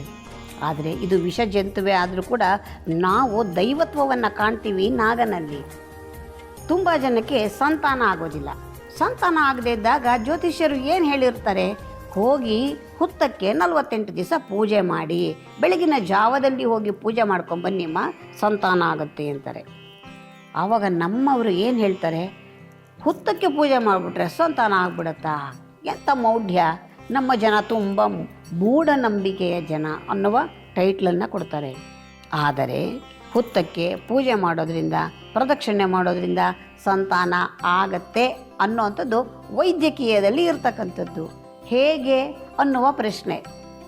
ಹೇಗೆ ಅನ್ನುವ ಪ್ರಶ್ನೆಗೆ ಈ ಹುತ್ತದ ಬಾಯಿಯಲ್ಲಿ ಯಾವ ಹುತ್ತದಲ್ಲಿ ನಾಗನ ಸಂಚಾರ ಇರುತ್ತೆ, ಅಂತಹ ಸಂಚಾರ ಇರತಕ್ಕಂತಹ ಹುತ್ತದಲ್ಲಿ ಈ ನಾಗನ ಚರ್ಮದಲ್ಲಿ ಇರ್ತಕ್ಕಂತಹ ಕೆಲವು ಅಂಶಗಳು ಆ ಹುತ್ತದ ಬಾಯಲ್ಲಿರ್ತಕ್ಕಂತಹ ಮಣ್ಣಿಗೆ ಸೇರಿ ಹೋಗಿರುತ್ತೆ. ಈ ಸೇರಿ ಹೋಗಿರ್ತಕ್ಕಂತಹ ಈ ಮಣ್ಣು ಔಷಧಿಯಾಗಿ ಕೆಲಸವನ್ನು ಮಾಡುತ್ತೆ. ಔಷಧಿಯಾಗಿ ಕೆಲಸ ಮಾಡೋದ್ರಿಂದನೇ ನಾಗನ ಹುತ್ತಕ್ಕೆ ಪೂಜೆ ಮಾಡಿ ಅಂತ ಹೇಳಿರೋದು. ಹಾಗಾದರೆ ಪೂಜೆ ಹೇಗೆ ಮಾಡಬೇಕು? ಇದು ದೊಡ್ಡ ಗೊಂದಲ. ನಾವು ರಸ್ತೆ ಬದಿಗಳಲ್ಲೆಲ್ಲ ಓಡಾಡಬೇಕಾದ್ರೆ ಅಥವಾ ಈ ದೇವಾಲಯದಲ್ಲಿ ತುಂಬ ಜನ ಬರ್ತಾರೆ, 1 ಲೀಟ್ರ್ ಪ್ಯಾಕೆಟ್ ಹಾಲು ಕಟ್ ಮಾಡ್ತಾರೆ, ಆ ಹುತ್ತದ ಬಾಯಿಗೆ ಸುರಿತಾರೆ. ಅರ್ಧ ಲೀಟ್ರು 1 ಲೀಟ್ರು ಹಾಲನ್ನು ಸುರಿದು ಬಿಡ್ತಾರೆ. ಇದು ಮೌಢ್ಯ. ಪೂಜೆ ಮಾಡೋದು ಮೌಢ್ಯ ಅಲ್ಲ, ತನಿ ಎರಿಯೋದು ಮೌಢ್ಯ ಅಲ್ಲ, ಪ್ರದಕ್ಷಿಣೆ ಮಾಡೋದು ಮೌಢ್ಯ ಅಲ್ಲ. ಈ ಹಾಲನ್ನು ಈ ರೀತಿ ಸುರಿಯುವಂಥದ್ದು ಮೌಢ್ಯ. ಹಾಗೆ ಹಾಲನ್ನು ಸುರಿದ್ಬಿಟ್ರೆ ಹಾವೇನು ಬಾಯಿ ತಗೊಂಡು ಕಾಯ್ತಾ ಇರಲ್ಲ, ಯಾರೋ ಬರ್ತಾರೆ ನಂಗೆ ಹಾಲು ಹಾಕ್ತಾರೆ ಅಂತ. ಹಾಗೇನಾದರೂ ಹಾಕಿದ್ದೇ ಆದರೆ, ಹಾವೇನಾದರೂ ಇದ್ದದ್ದೇ ಆದರೆ ಉಸಿರು ಕಟ್ಟಿ ಸತ್ತೇ ಹೋಗುತ್ತೆ ಹಾವು. ದಯಮಾಡಿ ಈ ತಪ್ಪನ್ನು ಮಾಡಬೇಡಿ ವೀಕ್ಷಕರು, ಅರ್ಥ ಮಾಡ್ಕೊಳ್ಳಿ. ಏನು ಮಾಡಬೇಕು ಅಂದರೆ ಕೇವಲ ತನಿ ಎರಿಬೇಕು ಅಂತ ಅಷ್ಟೇ ಹೇಳಿರೋದು, ಹಾಲನ್ನು ಸುರಿಬೇಕು ಅಂತ ಎಲ್ಲೂ ಹೇಳಿಲ್ಲ. ತನಿ ಎರಿಯೋದು ಅಂದರೆ ಹಾಗಾದರೆ ಏನು? ಕೇವಲ 3 ಉದ್ಧರಣೆಯಷ್ಟು ಹಾಲು. 3 ಉದ್ಧರಣೆಯಷ್ಟು ಅಂದ್ರೇನು? ಉದ್ಧರಣೆ ಅಂದರೆ ಈ ಚಮಚದ ರೀತಿಯಲ್ಲಿ ಇರ್ತಕ್ಕಂತಹ ಸಣ್ಣ ಬಾಯಿ ಇರುವಂತಹ ಉದ್ಧರಣೆ. ನಿಮ್ಮ ಚಮಚದಲ್ಲಿ ಆದರೂ ಕೂಡ ಅದರಲ್ಲೊಂದು ಅರ್ಧ ಚಮಚದಷ್ಟು ಅಷ್ಟೇ ಹಾಲು ಹಿಡಿಯೋದು ಅದರಲ್ಲಿ. ಆ 3 ಉದ್ಧರಣೆ ಹಾಲನ್ನು ಎಲ್ಲಿಗೆ ಹಾಕಬೇಕು? ಹಾವಿನ ಹುತ್ತದ ಬಾಯಿಗೆ ಹಾಕಬೇಕು. ಹುತ್ತದ ಒಳಗೆ ಹಾಕಿ ಅಂತ ನಾವು ಹೇಳೇ ಇಲ್ಲ. ಹುತ್ತದ ಬಾಯಿಗೆ ಹಾಕಿದಾಗ ಏನಾಗತ್ತೆ? ಆ ಹುತ್ತದ ಬಾಯಲ್ಲಿರೋ ಮಣ್ಣು ಆ ಹಾಲನ್ನು ಹೀರಿಕೊಳ್ಳುತ್ತೆ. ಹೀರಿಕೊಂಡಾಗ ಒಂದು ರೀತಿಯ ಪರಿಮಳ ಹೊರಕ್ಕೆ ಸೂಸುತ್ತೆ. ಆ ಪರಿಮಳವನ್ನು ನಾವು ಯಾರು ತನಿ ಎರಿತೀವಿ ಆ ಕ್ಷಣದಲ್ಲಿ ನಾವು ಅದನ್ನು ಆಘ್ರಾಣಿಸ್ಕೋತೀವಿ. ಅವಾಗೇನಾಗತ್ತೆ? ಶರೀರದಲ್ಲಿರ್ತಕ್ಕಂತಹ ಚರ್ಮದ ಬಾಧೆಗಳು ನಿವಾರಣೆ ಆಗುತ್ತೆ. ಗರ್ಭಕೋಶದಲ್ಲಿ ಏನಾದರೂ ಸಮಸ್ಯೆಗಳಿದ್ದರೆ ನಿವಾರಣೆ ಆಗಿ ಹೋಗುತ್ತೆ. ಎಂತಹ ವಿಜ್ಞಾನ ರೀ ನಮ್ಮದು! ಯಾವ ದೇಶದಲ್ಲಿ ಇಂತಹ ಒಂದು ಸಂಸ್ಕೃತಿ ಇದೆ, ಯಾವ ದೇಶದಲ್ಲಿ ಇಂತಹ ವಿಚಾರಧಾರೆ ಇದೆ? ಕೇವಲ ಸನಾತನ ಧರ್ಮದಲ್ಲಿ ನಮ್ಮ ಭಾರತ ದೇಶದಲ್ಲಿ ಮಾತ್ರ ಇರ್ತಕ್ಕಂಥದ್ದು. ಇಂತಹ ವಿಚಾರಗಳನ್ನು ಅರ್ಥ ಮಾಡಿಕೊಳ್ಳಿ. ನೀವೇ ನಾಳೆ ದಿವಸ ಎಲ್ಲರೂ ಹೋಗಿ ಹುತ್ತಕ್ಕೆ ಹಾಲು ಹಾಕ್ತೀರಾ? ತನಿ ಏರಿರಿ, ಹುತ್ತಕ್ಕೆ ಹಾಲು ಹಾಕಿ ಅಂತ ನಾನು ಹೇಳೋದೇ ಇಲ್ಲ, ದಯಮಾಡಿ ಕ್ಷಮಿಸಿ. ತನಿ ಏರಿಬೇಕು. ತನಿ ಏರಿಯೋದು ಅಂದರೆ ಕೇವಲ 3 ಉದ್ಧರಣೆಯಷ್ಟು ಹಾಲನ್ನು ಹುತ್ತಕ್ಕೆ ಹಾಕಿ, ಹಾವಿಗಲ್ಲ. ಹುತ್ತಕ್ಕೆ ಹಾಕಿದಾಗ ನೀವಲ್ಲಿ ಪ್ರದಕ್ಷಿಣೆ ಮಾಡುವಷ್ಟು ಕಾಲ ನೀವಲ್ಲಿ ಇದ್ದಾಗ, ಆ ವಾಸನೆಯನ್ನು ನೀವು ಪರಿಮಳವನ್ನು ಆಘ್ರಾಣಿಸಿದಾಗ, ನಿಮ್ಮ ಆರೋಗ್ಯದ ದೃಷ್ಟಿಯಿಂದ ಈ ಒಂದು ಸಂಪ್ರದಾಯವನ್ನು ತಂದಿರತಕ್ಕಂಥದ್ದು. ಇದು ವೈದ್ಯಕೀಯವಾಗಿ ದೃಢಪಟ್ಟಿರ್ತಕ್ಕಂಥದ್ದು, ವೈಜ್ಞಾನಿಕವಾಗಿ ದೃಢಪಟ್ಟಿರ್ತಕ್ಕಂಥದ್ದು, ಪೌರಾಣಿಕೋಕ್ತವಾಗಿ ಇರತಕ್ಕಂಥದ್ದು, ಸಾಮಾಜಿಕವಾಗಿ ನಡೀತಾ ಇರತಕ್ಕಂಥದ್ದು. ಇಷ್ಟು ಹಿನ್ನೆಲೆ ಕೇವಲ ಒಂದು ಹುತ್ತಕ್ಕೆ ಪೂಜೆ ಮಾಡೋದರಿಂದ ಬರುತ್ತೆ. ನಾಗನನ್ನು ಯಾಕೆ ಆರಾಧನೆ ಮಾಡಬೇಕು ಅಂದರೆ ಆರೋಗ್ಯಕ್ಕಾಗಿಯೇ ನಾಗನನ್ನು ಆರಾಧನೆ ಮಾಡೋದು. ಯಾರ ಮನೆಯಲ್ಲಿ ನಾಗನ ಆರಾಧನೆ ಚೆನ್ನಾಗಿ ನಡೀತಾ ಇರುತ್ತೆ ಅಂತಹವರ ಮನೆಯಲ್ಲಿ ಅನಾರೋಗ್ಯಕ್ಕೆ ಕಾರಣವೇ ಇರುತ್ತೆ.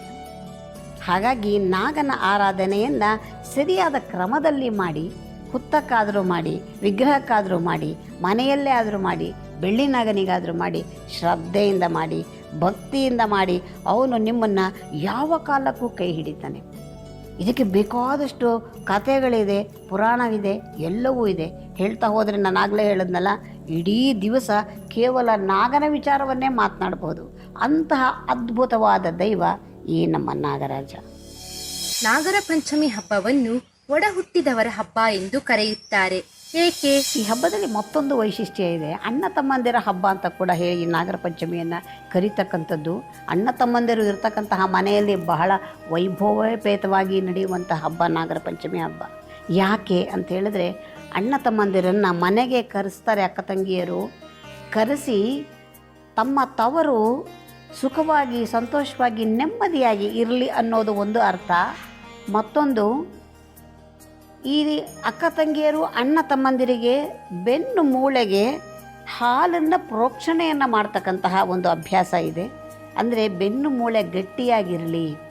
ನೋಡಿ ಎಂತಹ ಅರ್ಥ ಇದೆ ಅಂದರೆ, ಮನುಷ್ಯ ಚೆನ್ನಾಗಿರಬೇಕಾದ್ರೆ, ಬಲಯುತವಾಗಿರಬೇಕಾದ್ರೆ ಅವನ ಸ್ಪೈನಲ್ ಕಾರ್ಡ್ ಬಹಳ ಮುಖ್ಯ. ಅದು ಗಟ್ಟಿಯಾಗಿದ್ದರೆ ಮನುಷ್ಯ ದೃಢವಾಗಿರೋದು. ಅಕ್ಕ ತಂಗಿಯರು ಅಣ್ಣ ತಮ್ಮಂದಿರಿಗೆ ಏನನ್ನು ಹರಿಸ್ತಾರೆ? ನಿನ್ನ ಬೆನ್ನು ಮೂಳೆ ಗಟ್ಟಿಯಾಗಿರಲಿ, ಅಂದರೆ ನೀನು ಚೆನ್ನಾಗಿರು, ಯಾವಾಗಲೂ ಸದಾಕಾಲ ಆರೋಗ್ಯದಿಂದ ಸಂಪನ್ನನಾಗಿರು ಅಂತ ಹೇಳಿ ಅರ್ಥೈಸುವಂತಹ ಒಂದು ಹಬ್ಬ ಕೂಡ ಈ ನಾಗರ ಪಂಚಮಿ. ಅಣ್ಣ ತಮ್ಮಂದಿರನ್ನು ಕರೆಸಿ ಸಂಭ್ರಮದಿಂದ ಒಳ್ಳೆಯ ಅಡುಗೆಗಳನ್ನು ಮಾಡಿ ಬಡಿಸಿ ಉಡುಗೆ ತೊಡುಗೆಗಳನ್ನು ಕೊಟ್ಟು ಒಬ್ಬರಿಗೊಬ್ಬರು ಹಂಚಿಕೊಳ್ಳುವಂತಹ ಹಬ್ಬ. ಅವರು ಇವರಿಗೆ ಏನಾದರೂ ಕೂಡ ಒಂದು ರೀತಿಯ ಉಡುಗೆ ತೊಡುಗೆಗಳನ್ನು ಕೊಡ್ತಕ್ಕಂಥದ್ದು ಒಬ್ಬರಿಗೊಬ್ಬರಿಗೆ, ಅಂದರೆ ತಮ್ಮ ಪ್ರೀತಿ ಪಾತ್ರರಾದವರನ್ನು ಕರೆಸಿ ಪ್ರೀತಿಯನ್ನು, ತಮ್ಮ ವಿಶ್ವಾಸವನ್ನು ವ್ಯಕ್ತಪಡಿಸ್ತಕ್ಕಂತಹ ಹಬ್ಬ ಕೂಡ ಇದಾಗಿದೆ. ಇವತ್ತಿನ ದಿವಸದಲ್ಲಿ ಸಂಬಂಧಗಳಿಗೆ ಬೆಲೆಯೇ ಕಳ್ಕೊಳ್ತಾ ಇರ್ತಕ್ಕಂತಹ ಈ ಒಂದು ಸಂದರ್ಭದಲ್ಲಿ ನಾವು ಇದನ್ನೆಲ್ಲ ಯೋಚನೆ ಮಾಡಬೇಕು. ಸಂಬಂಧಗಳು ಬಹಳ ಮುಖ್ಯ.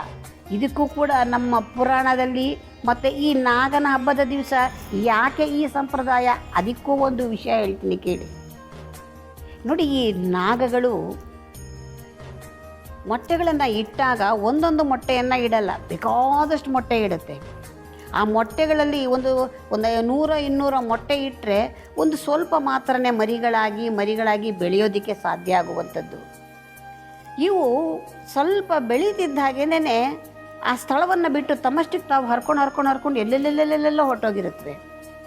ಆದರೆ ಈ ನಾಗರ ಪಂಚಮಿಯ ಹಬ್ಬದ ದಿವಸ ತಾವು ಎಲ್ಲಿ ಹುಟ್ಟಿದವೋ ಆ ಜಾಗಕ್ಕೆ ಎಲ್ಲವೂ ಬರುತ್ತವೆ. ತಮ್ಮ ಒಡ ಹುಟ್ಟಿದವರೆಲ್ಲ ಹಾವುಗಳು ಕೂಡ ಒಂದೇ ಜಾಗಕ್ಕೆ ಬಂದು ತಾವು ಸಂಧಿಸಿ ಒಬ್ರಿಗೊಬ್ಬರನ್ನ ಭೇಟಿ ಮಾಡಿ ಹೋಗುತ್ತಂತೆ. ಎತ್ತ ಜೀವಿರಿ ಅದು, ಅವಕ್ಕೆ ಇದೆ ನಮ್ಮ ಒಡ ಹುಟ್ಟಿದವರು ಅನ್ನುವ ಬಾಂಧವ್ಯ. ಅದು ಎಲ್ಲವೂ ತಾನು ಬಂದು ಸೇರಿ ಒಂದು ಕಡೆ ಸಂಭ್ರಮಿಸಿ ಮತ್ತೆ ವಾಪಸ್ಸೆಲ್ಲ ಚೆಲ್ಲಾಪಿಲ್ಲಿಯಾಗಿ ಹೊರಟು ಹೋಗುತ್ತೆ. ಅಂಥದ್ರಲ್ಲಿ ಬಹಳ ಜ್ಞಾನವೇ ಪ್ರಧಾನವಾಗಿರ್ತಕ್ಕಂಥವನು ಮನುಷ್ಯನಿಗೆ ಅಷ್ಟು ಜ್ಞಾನ ಬೇಕಲ್ವ. ಅವನಿಗೂ ತನ್ನ ಒಡ ಹುಟ್ಟಿದವರು, ತನ್ನ ಬಂಧುಗಳು, ತನ್ನ ಅಣ್ಣ ತಮ್ಮಂದಿರು, ತನ್ನ ಅಕ್ಕ ತಂಗಿಯರು ಅನ್ನುವ ಬಾಂಧವ್ಯದಿಂದ ಒಂದು ಕಡೆ ಸೇರಿಸುವಂತಹ ಹಬ್ಬ ನಾಗರ ಪಂಚಮಿ ಹಬ್ಬ. ಅಂದರೆ ಎಲ್ಲರೂ ಕೂಡ ಒಟ್ಟಾಗಿ ನಮ್ಮವರು ತಮ್ಮವರು ಅಂತ ಸಂಧಿಸುವಂತಹ ವಿಶೇಷವಾದ ಹಬ್ಬವೇ ನಾಗರ ಪಂಚಮಿ ಹಬ್ಬ. ಇದಕ್ಕಿಂತ ಇನ್ನೇನು ವಿಶೇಷತೆ ಬೇಕು? ಹಾಗಾಗಿ ನಾಗ ಹೇಗೆ ತಾನು ತನ್ನ ಒಡ ಹುಟ್ಟಿದವರನ್ನ ಸಂಧಿಸ್ತಾನೆ, ಅದೇ ರೀತಿ ನಮ್ಮವರು ಕೂಡ ಒಡ ಹುಟ್ಟಿದವರನ್ನು ಸಂಧಿಸುವಂತಹ ವಿಶೇಷವಾದ ಹಬ್ಬ ಅಂತ ಹೇಳ್ತೀನಿ ನಾನು ಈ ನಾಗರ ಪಂಚಮಿಯನ್ನು. ಸರ್ಪವನ್ನು ಪೂಜೆ ಮಾಡುವುದು ಮೂಢನಂಬಿಕೆಯ ಪರಮಾವಧಿ ಅಂತಾರೆ. ಇನ್ನು ಕೆಲವರು ವಾದ ಮಾಡ್ತಾರೆ, ಅಯ್ಯೋ ಇದೊಂದು ಸರೀಸೃಪ, ಇದು ಒಂದು ವಿಷಜಂತು, ಇದಕ್ಕೂ ಪೂಜೆ ಮಾಡ್ತಾರಾ ಅಂತಲೂ ಕೂಡ ಕೆಲವರು ಕೇಳ್ತಾರೆ. ಈ ನಾಗನನ್ನು ಪೂಜೆ ಮಾಡೋದೇನೇ ನಮ್ಮನ್ನು ಕಾಡದೇ ಇರಲಿ, ನಮ್ಮ ವಂಶಸ್ಥರಿಗೆ ಯಾರಿಗೂ ತೊಂದರೆ ಬರದೇ ಇರಲಿ, ನಮ್ಮ ಕುಟುಂಬದಲ್ಲಿ ಎಲ್ಲರೂ ನೆಮ್ಮದಿಯಾಗಿರಬೇಕು ಅಂತಲೇ ಮೊದಲನೇದಾಗಿ ಪೂಜೆ ಮಾಡ್ತಕ್ಕಂಥದ್ದು. ಆದರೆ ಇಂತಹ ವಿಷಜಂತುವನ್ನು ಯಾಕೆ ಪೂಜೆ ಮಾಡಬೇಕು, ಅದರಿಂದ ನಮ್ಗೆ ಏನಾಗಬೇಕಾಗಿದೆ, ಈ ರೀತಿ ಎಲ್ಲ ಕೂಡ ವಾದಗಳನ್ನು ನಾವು ಕೇಳ್ತಾ ಇರ್ತೀವಿ. ನೋಡಿ, ನಾನು ಆಗಲೇ ಹೇಳಿದೆ, ಮನುಷ್ಯನಿಗೂ ಮತ್ತು ಸರ್ಪಕ್ಕೂ ಕೂಡ ಒಂದು ಅವಿನಾಭಾವ ಸಂಬಂಧ ಇದೆ ಅಂತ. ಹೇಗೆ ಅಂದರೆ ಈ ಹಾವುಗಳು ನಮಗೆ ಪರೋಕ್ಷವಾಗಿ ತುಂಬ ಉಪಕಾರವನ್ನು ಮಾಡುತ್ತೆ. ಅದರ ಉಪಕಾರವನ್ನು ನಾವು ಪ್ರತಿನಿತ್ಯ ನೆನೆಸಬೇಕು. ಯಾಕೆ ಅಂತ ಹೇಳಿದ್ರೆ, ಸಾಧಾರಣವಾಗಿ ಹೊಲಗದ್ದೆಗಳಲ್ಲಿ ಬೆಳೆಯನ್ನು ಬೆಳಿತೀವಿ.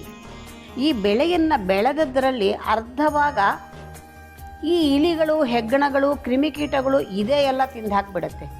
ಯಾರನ್ನ ಬೇಕಾದ್ರೂ ಬೆಳೆಯೋರನ್ನ ಕೇಳಿ, ಬೆಳೆದದ್ರಲ್ಲಿ ಎಲ್ಲ ನಮ್ಗೆ ಸಿಕ್ಕೋದೇ ಭಾಳ ಕಷ್ಟ. ಎಷ್ಟು ಬರೀ ಕ್ರಿಮಿಕೀಟಗಳು, ಇಲಿಗಳು ಇವೆಲ್ಲನೂ ತಿಂದು ನಮಗೆ ಎಷ್ಟು ತೊಂದರೆ ಮಾಡ್ತಾಯಿದೆ ಅಂತ ಹೇಳ್ತಾರೆ.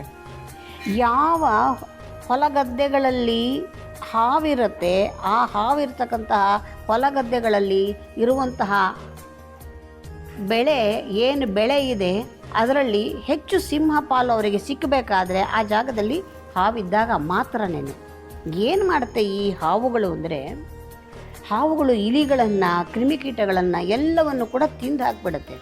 ಅದು ತಿಂದು ಅದೇನು ಈ ಧಾನ್ಯವನ್ನು ತಿನ್ನೋದಿಲ್ಲ, ಬರೀ ಇವುಗಳನ್ನೆಲ್ಲ ತಿನ್ನುತ್ತೆ. ಹಾಗಾಗಿ ಧಾನ್ಯದ ಸಿಂಹಪಾಲು ಬೆಳೆದವನಿಗೆ ಸಿಕ್ಕೋದಕ್ಕೆ ಪರೋಕ್ಷವಾಗಿ ಅಲ್ಲ ಅಪರೋಕ್ಷವಾಗಿ ಸಹಾಯವನ್ನೇ ಮಾಡುತ್ತೆ. ಅದ್ರ ಜೊತೆಗೆ ಮತ್ತೊಂದು ಸಮಸ್ಯೆ, ಹೌದು ಇಲಿಗಳನ್ನು ಬೇರೆ ಪ್ರಾಣಿಗಳು ತಿನ್ಬೋದು ಅಂತ ನಮಗನ್ಸುತ್ತೆ, ಆದರೆ ಇಲಿಗಳು ಎಲ್ಲಿರುತ್ತವೆ ಬಚ್ಚಿಟ್ಕೊಂಡ್ಬಿಡುತ್ತೆ, ಓಡಿ ಹೋಗಿ ಬಿಲಗಳಲ್ಲಿ ಹೋಗಿ ಬಚ್ಚಿಟ್ಕೊಂಡ್ಬಿಟ್ಟಿರುತ್ತೆ. ಈ ಹಾವು ಸುಮ್ಮನೆ ಬಿಡಲ್ಲ, ಇಲ್ಲಿದೆ ಅಂತ ಗೊತ್ತಾದರೆ ಆ ಬಿಲದೊಳಗೂ ಹೋಗಿ ಅದನ್ನು ಹಿಡಿದು ತಿಂದು ಹಾಕತ್ತೆ. ಅಂದರೆ ನಮಗೆ ಅವುಗಳಿಂದ ನಾಶ ಆಗ್ತಾ ಇದ್ದಂತಹ, ನಷ್ಟವಾಗ್ತಾ ಇದ್ದಂತಹ ಬೆಳೆಯನ್ನು ಉಳಿಸಿಕೊಡುವಂತಹ ಕೆಲಸವನ್ನು ಹಾವುಗಳು ಮಾಡಿಕೊಡುತ್ತೆ. ಯಾವ ಗದ್ದೆಗಳಲ್ಲಿ ಹೊಲಗಳಲ್ಲಿ ಹಾವಿರುತ್ತೆ ಅಲ್ಲಿ ಉತ್ಪತ್ತಿ ಜಾಸ್ತಿ, ಎಲ್ಲಿ ಹಾವಿರುತ್ತೆ ಅಲ್ಲಿ ನೀರಿನ ಸೆಲೆ ಇರುತ್ತೆ. ಅಂದರೆ ಆ ಜಾಗ ಯಾವಾಗಲೂ ಕೂಡ ಸಮೃದ್ಧಿಯ ಸಂಕೇತ. ಎಲ್ಲಿ ಹಾವುಗಳಿರುತ್ತೆ ಆ ಜಾಗ ಸಮೃದ್ಧಿಯಾಗಿರುತ್ತೆ, ಬೆಳೆಯೂ ಚೆನ್ನಾಗಿ ಬರುತ್ತೆ, ಬೆಳೆದವನು ಚೆನ್ನಾಗಿರ್ತಾನೆ. ಹಾಗಾಗಿ ಈ ನಾಗನನ್ನು ನಾವು ತೊಂದರೆಯನ್ನು ಮಾಡಬಾರ್ದು. ನಮ್ಮಿಂದ ಅವನಿಗೆ ಉಪಕಾರ ಇದ್ದರೆ ಅದರಿಂದ ನಮಗೂ ಉಪಕಾರ ಆಗತ್ತೆ ಅನ್ನುವ ಒಂದು ಇಬ್ಬರಿಗೂ ಒಬ್ಬರಿಗೊಬ್ಬರಿಗೆ ಇರತಕ್ಕಂತಹ ಅವಿನಾಭಾವ ಸಂಬಂಧವನ್ನು ಸೂಚಿಸ್ತಕ್ಕಂಥದ್ದು. ಹಾಗಾಗಿ ರೈತನ ಸ್ನೇಹಿ ಅಂತಲೇ ಹೇಳಬೇಕು ಈ ಹಾವನ್ನು. ಈ ಕಾರಣಕ್ಕಾಗಿ ಆದರೂ ಕೂಡ ನಾವು ಹಾವುಗಳನ್ನು ಹೊಡಿಬಾರ್ದು, ಅವುಗಳಿಗೆ ತೊಂದರೆಯನ್ನು ಮಾಡಬಾರ್ದು. ಇದನ್ನಾದರೂ ಕೂಡ ನಾವು ಅರ್ಥ ಮಾಡ್ಕೋಬೇಕಲ್ವ. ಹಾಗಾಗಿ ಅವು ಕೂಡ ನಮಗೆ ಒಂದು ರೀತಿಯಲ್ಲಿ ಸ್ನೇಹಿತ ಅಂತಲೇ ಹೇಳಬೇಕು. ಈ ಸ್ನೇಹಿತನನ್ನು ನಾವು ಕೂಡ ರಕ್ಷಣೆಯನ್ನು ಮಾಡಬೇಕಾಗತ್ತೆ. ಸರ್ಪದೋಷಕ್ಕೆ ಕಾರಣವೇನು, ಸರ್ಪದೋಷ ಪರಿಹಾರ ಆಗಲಿಕ್ಕೆ ಕಾರಣ ಏನಾಗಿದೆ, ಮತ್ತೆ ಅದಕ್ಕೆ ಪರಿಹಾರ ಬೇಕು. ಈ ಸರ್ಪದೋಷ ಅನ್ನುವಂಥದ್ದು ಮತ್ತೊಂದು ವಿಚಾರ. ಈ ಸರ್ಪದೋಷ ಯಾಕೆ ಬರುತ್ತೆ, ಹೇಗೆ ಕಂಡುಕೊಳ್ಳೋದು, ಇದು ನಿಜವಾ, ಇದು ಎಲ್ಲ ತುಂಬ ಜನರನ್ನು ಕಾಡುವಂಥದ್ದು. ಈ ಸರ್ಪದೋಷ ಅನ್ನುವಂಥದ್ದನ್ನು ಹೇಗೆ ಗುರುತಿಸೋದು ಅಂದರೆ, ಜಾತಕವನ್ನು ವಿಶ್ಲೇಷಣೆ ಮಾಡಿದಾಗ ಸರ್ಪದೋಷ ಇದೆಯಾ ಇಲ್ವಾ ಅಂತ ಗೊತ್ತಾಗುವಂಥದ್ದು. ಈ ಜಾತಕವನ್ನು ವಿಶ್ಲೇಷಣೆ ಮಾಡಿದಾಗ ಹೇಗೆ ಕಂಡುಕೊಳ್ಳೋದು ಅಂತಂದರೆ, ರಾಹು ಕೇತುಗಳ ಒಂದು ಸ್ಥಾನಬಲದಿಂದ ಸರ್ಪದೋಷ ಇದೆಯಾ ಇಲ್ವಾ ಅಂತ ತಿಳ್ಕೊಳ್ಳೋದಕ್ಕೆ ಸಾಧ್ಯವಾಗುತ್ತೆ. ಅದರಲ್ಲಿ ಕೂಡ ಇವರು ಯಾವ ಸ್ಥಾನದಲ್ಲಿದ್ದಾರೆ, ಯಾರ ಜೊತೆಯಲ್ಲಿದ್ದಾರೆ, ಯಾರ ದೃಷ್ಟಿ ಇವರ ಮೇಲೆ ಬೀಳ್ತಾ ಇದೆ, ಇದೆಲ್ಲದರ ಮೇಲೆ ಒಂದು ರೀತಿ ನಾವು ನಿರ್ಧರಿಸುವಂಥದ್ದು ಈ ಸರ್ಪದೋಷದ ವಿಚಾರ. ಸರ್ಪದೋಷದಲ್ಲಿ ಸರ್ಪದೋಷ, ಸರ್ಪಶಾಪ, ಕಾಳಸರ್ಪದೋಷ, ಈ ರೀತಿ ಅನೇಕ ಬಗೆಯ ದೋಷಗಳನ್ನು ಕೂಡ ನಾವು ಗುರುತಿಸ್ತೀವಿ. ಈ ದೋಷಗಳೆಲ್ಲವೂ ಕೂಡ ಈ ಸರ್ಪದೋಷದಿಂದ ಬಂದಿದ್ದೇನಕ್ಕೆ, ರಾಹುಕೇತು ಎರಡನ್ನೇ ನಾವು ಇಟ್ಕೊಂಡು ಹೇಗೆ ನಿರ್ಧಾರ ಮಾಡೋದು ಅನ್ನುವಂಥದ್ದು ತುಂಬ ಒಂದು ರೀತಿ ಗೊಂದಲವಾದಂತಹ ವಿಚಾರ. ಮತ್ತು ಎಲ್ಲರಿಗೂ ಕೂಡ ಈ ಕೆಲವು ದೋಷಗಳನ್ನು ಗುರುತಿಸೋದಕ್ಕೆ ಕೂಡ ಗೊತ್ತಾಗೋದೂ ಇಲ್ಲ. 12 ಬಗೆಯ ಸರ್ಪದೋಷ ಇರತಕ್ಕಂಥದ್ದು. ಅದರಲ್ಲಿ ಒಂದೊಂದು ದೋಷ ಇದ್ದಾಗ ಒಂದೊಂದು ರೀತಿಯ ಸಮಸ್ಯೆಗಳು ಮನುಷ್ಯನನ್ನು ಕಾಡ್ತಾ ಇರುತ್ತೆ. ಹಾಗಾಗಿ ಈ 12 ಬಗೆಯ ಸರ್ಪದಲ್ಲಿ ಎಷ್ಟೋ ಜನ ಹೇಳ್ತಿರ್ತಾರೆ, ಅಲ್ಲೆಲ್ಲೋ ಹೋಗಿ ಪೂಜೆ ಮಾಡಿದ್ವಿ, ಇಲ್ಲೆಲ್ಲೋ ಹೋಗಿ ಪೂಜೆ ಮಾಡಿದ್ವಿ, ನಮಗೆ ದೋಷನೇ ಹೋಗಿಲ್ಲ, ನಮ್ಮ ಕೆಲಸವೇ ಆಗ್ತಾಯಿಲ್ಲ ಅಂತ. ಆ 12 ಬಗೆಯ ಸರ್ಪಗಳಲ್ಲಿ ಯಾವ ಸರ್ಪದಿಂದ ನಿಮಗೆ ತೊಂದರೆ ಆಗಿದೆ, ಆ ಸರ್ಪಕ್ಕೆ ಸಂಬಂಧಪಟ್ಟಂತಹ ಪೂಜೆಯನ್ನು ಮಾಡಿದಾಗ ಮಾತ್ರ ಆ ದೋಷ ನಿವೃತ್ತಿಯಾಗ್ತಕ್ಕಂಥದ್ದು. ಹಾಗಾಗಿ ಅನಂತ, ವಾಸುಕಿ, ಮತ್ತು ಕಾಳಿಕಾ, ಪದ್ಮ, ಮಹಾಪದ್ಮ, ಶಂಖಪಾಲ, ಭೂಧರ, ಈ ರೀತಿ 12 ಬಗೆಯ ಸರ್ಪದೋಷಗಳನ್ನು ನಾವು ಕಾಣ್ತೀವಿ. ಹಾಗಾದರೆ ಈ ದೋಷ ಯಾಕೆ ಬರುತ್ತೆ, ಹೇಗೆ ಬರುತ್ತೆ ಅನ್ನೋದು ಕೂಡ ಪ್ರಶ್ನೆ. ಎಲ್ಲರೂ ಎಷ್ಟೋ ಜನ ಹೇಳ್ತಾರೆ, ನಾವೇನು ಸರ್ಪ ನೋಡೇ ಇಲ್ಲ ನಾವು ಅಂತಾರೆ. ಕೆಲವರು ನಾವೆಲ್ಲೂ ಹೊಡೆದಿದ್ದೀವಿ ಅಂತಾರೆ. ನಮಗೆ ಯಾಕೆ ಬಂತು ಈ ದೋಷ? ಇದು ಕೇವಲ ಇವತ್ತು ನಿನ್ನೆಯ ವಿಚಾರ ಅಲ್ಲ. ಹಿಂದಿನ ಜನ್ಮದಿಂದ, ಹಿಂದಿನ ತಲೆಮಾರುಗಳಿಂದ ಬಂದಿರತಕ್ಕಂತಹ ದೋಷ ಇದಾಗಿರುತ್ತೆ. ಅದರಲ್ಲಿ ಕೇವಲ ಸರ್ಪವನ್ನು ಹೊಡೆದರೆ ಮಾತ್ರವೇ ಸರ್ಪದೋಷ ಅಂತ ನಿರ್ಣಯಿಸೋದಿಲ್ಲ. ಬೇರೆ ಬೇರೆಯದೇ ಸಮಸ್ಯೆಗಳು. ಕೆಲವರು ಬೆಕ್ಕನ್ನು ಸಾಯಿಸಿರ್ತಾರೆ, ಕೆಲವರು ಗರ್ಭಿಣಿ ಸ್ತ್ರೀಯರಿಗೆ ತೊಂದರೆ ಮಾಡಿರ್ತಾರೆ, ಕೆಲವರು ವಿಷಪ್ರಾಶನ ಮಾಡಿರ್ತಾರೆ, ಮಕ್ಕಳಿಗೆ ವಿಷಪ್ರಾಶನ ಮಾಡಿರ್ತಾರೆ. ಈ ರೀತಿ ಎಲ್ಲ ದೋಷಗಳು ಕೂಡ ಜಾತಕದಲ್ಲಿ ಕಾಣಿಸೋದು ಸರ್ಪದೋಷದ ರೂಪದಲ್ಲಿಯೇ.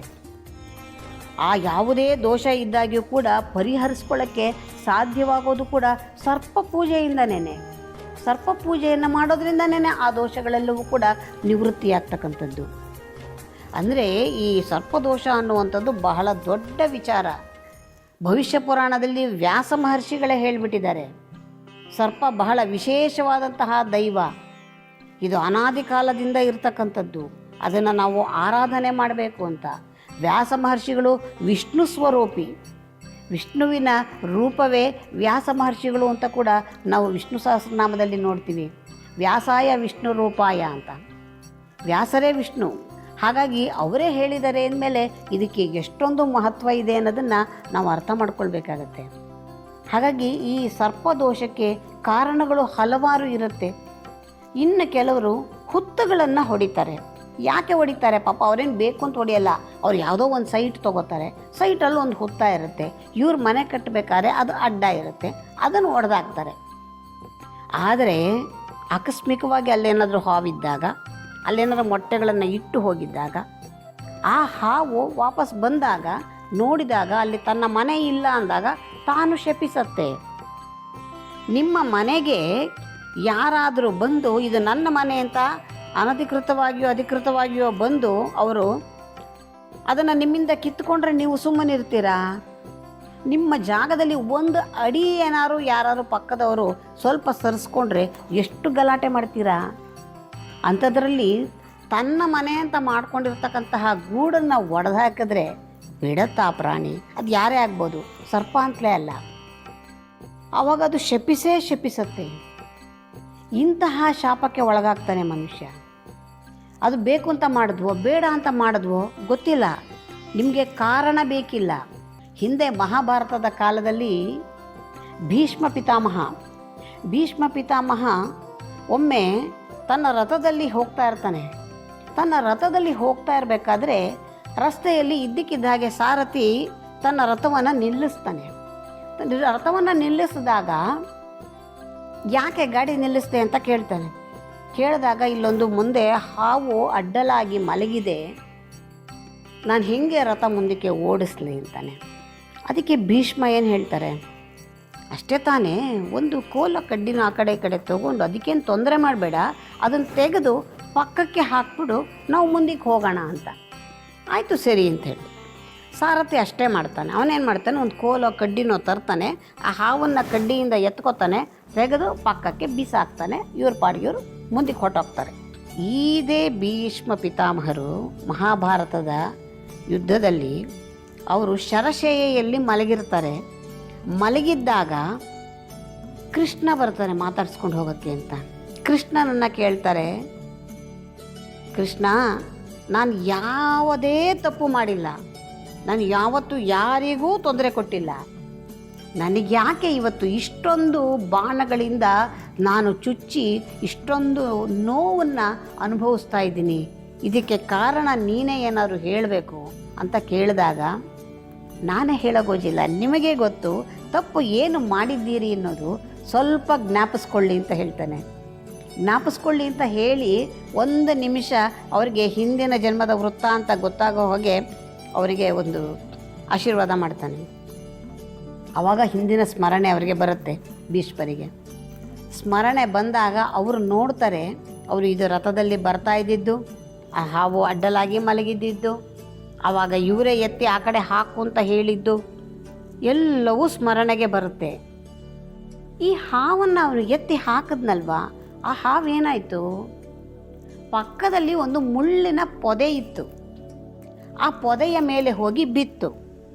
ಆ ಪೊದೆಯ ಮೇಲೆ ಹೋಗಿ ಬಿದ್ದಾಗ ಹಾವು ಆ ಮುಳ್ಳುಗಳೆಲ್ಲ ಚುಚ್ಚಿ ರಕ್ತಸಿಕ್ತವಾಗಿ ತಾನು ನೋವಿನಿಂದ ನರಳಿ ನರಳಿ ನರಳಿ ಪ್ರಾಣವನ್ನು ಬಿಡ್ತು.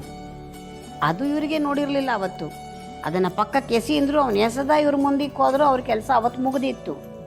ಆದರೆ ಇದು ಇವಾಗ ಕೃಷ್ಣನ ಅನುಗ್ರಹದಿಂದ ಇದನ್ನೆಲ್ಲ ನೋಡ್ತಾರೆ ಅವರು. ಆ ಹಾವು ಸಾಯೋದಕ್ಕೆ ಮುಂಚೆ ಶಪಿಸಿ ಸಾಯ್ತು.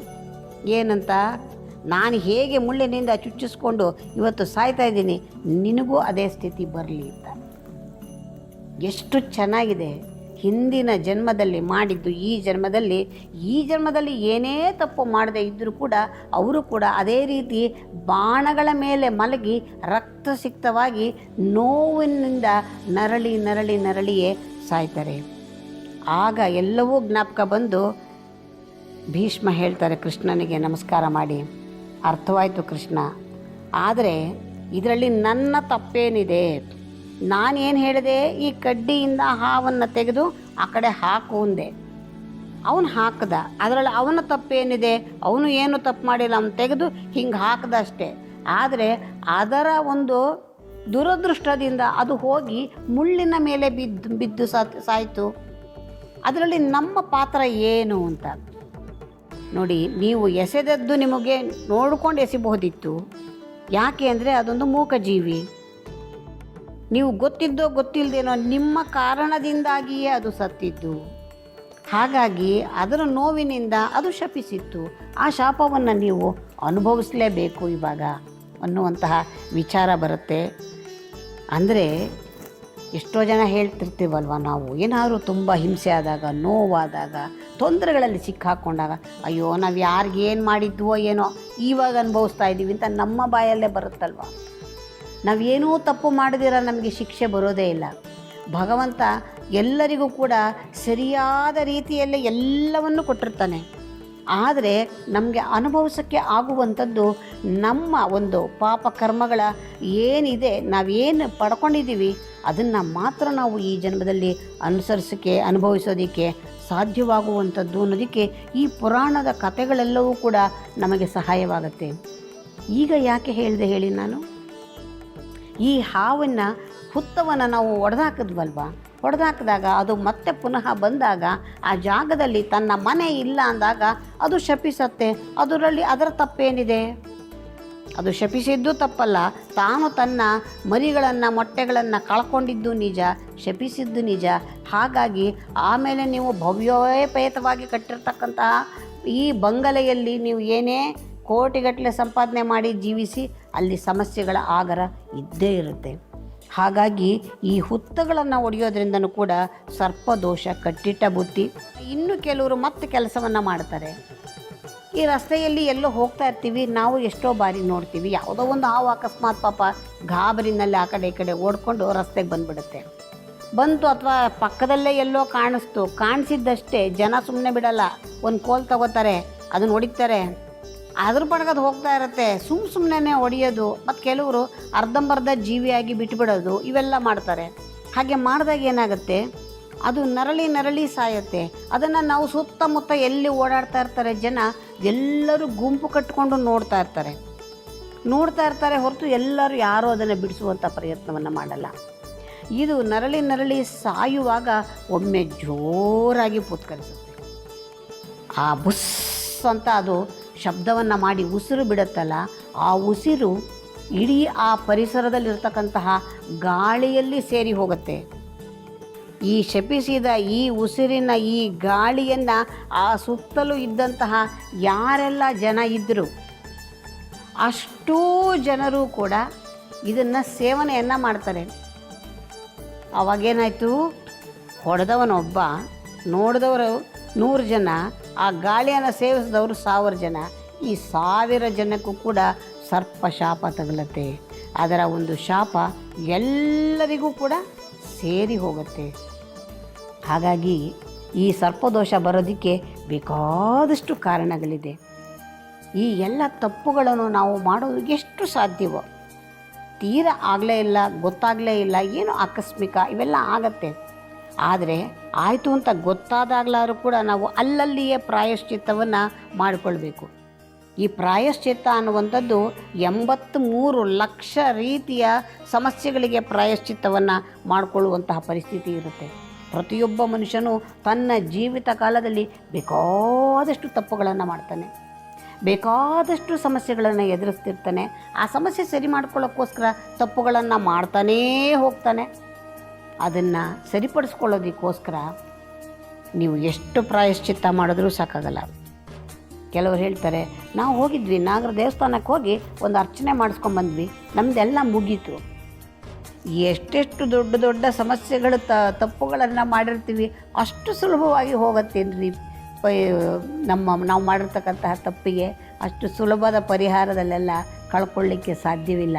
ಸರಿಯಾದ ಕ್ರಮದಲ್ಲಿ, ಸರಿಯಾದ ರೀತಿಯಲ್ಲಿ ಎಲ್ಲವೂ ಮಾಡಿಯೇ ನಾವು ಪ್ರಾಯಶ್ಚಿತ್ತವನ್ನು ಮಾಡ್ಕೋಬೇಕಾಗತ್ತೆ. ಅಕಸ್ಮಾತ್ ಹಾವನ್ನು ಹೊಡೆದ್ರಿ, ಏನೋ ವಿಧಿ ಇಲ್ದಿರ ಹೊಡೆದ್ವಿ, ಏನೋ ಮಾಡಿದ್ವಿ, ಅಥವಾ ರಸ್ತೆಯಲ್ಲಿ ಹೋಗ್ತಾ ಯಾವುದೋ ಒಂದು ಕಳೆಬರ ಬಿದ್ದಿರುತ್ತೆ ಅಂದ್ಕೊಳ್ಳಿ, ಸುಮ್ಮನೆ ಹೋಗಬೇಡಿ. ಅದನ್ನು ಆಗಲೇ ತೆಗೆದು, ಕೆಲವು ಅಲ್ಲೇ ಇದ್ದ ಕಡ್ಡಿ ಪುರಳೆಗಳನ್ನೆಲ್ಲ ತೆಗೆದು ಅದನ್ನು ಇಟ್ಟು ಒಂದು ಬೆಂಕಿ ಕಡ್ಡಿ ಹಾಕಿ ಸಂಸ್ಕಾರವನ್ನು ಮಾಡಿ ಹೋಗಿ. ನಿಮ್ಮ ಎಷ್ಟೋ ಜನ್ಮದ ನಾಗದೋಷಗಳೆಲ್ಲವೂ ಪರಿಹಾರ ಆಗಿ ಹೋಗುತ್ತೆ. ಅಂತಹ ಅದ್ಭುತವಾಗಿ, ಅಷ್ಟು ಸುಲಭವಾಗಿ ಪರಿಹಾರ ಮಾಡ್ಕೊಳ್ಳೋಕ್ಕೆ ಕೂಡ ಸಾಧ್ಯವಿದೆ. ಹಾಗಾಗಿ ಈ ದೋಷಗಳು ಅನ್ನುವಂಥದ್ದು ಇದ್ದಾಗ್ಯೂ ಕೂಡ ಇದನ್ನು ಸರಿಪಡಿಸ್ಕೊಳ್ಳೋಕ್ಕೆ ಕೂಡ ನಮ್ಮಲ್ಲಿ ಅವಕಾಶಗಳಿದೆ. ಅದಕ್ಕಾಗಿಯೇ ಇರತಕ್ಕಂತಹ ಕ್ಷೇತ್ರಗಳು ಈ ನಾಗನ ಕ್ಷೇತ್ರಗಳು. ಅದರಲ್ಲಿ ಈ ಮುಕ್ತಿನಾಗ ಕ್ಷೇತ್ರವೂ ಕೂಡ ಒಂದು. ಎಂತಹದೇ ದೋಷಗಳಿದ್ದಾಗ ಮತ್ತು ನಾಗದೋಷಗಳಿದ್ದಾಗ, ಸರ್ಪದೋಷ ಇದ್ದಾಗ, ಸರ್ಪಶಾಪ ಇದ್ದಾಗ ಇದೆಲ್ಲವನ್ನು ಕೂಡ ಪರಿಹರಿಸ್ಕೊಳ್ಳೋದಕ್ಕೆ ಕೂಡ ಸಾಧ್ಯ ಇದೆ.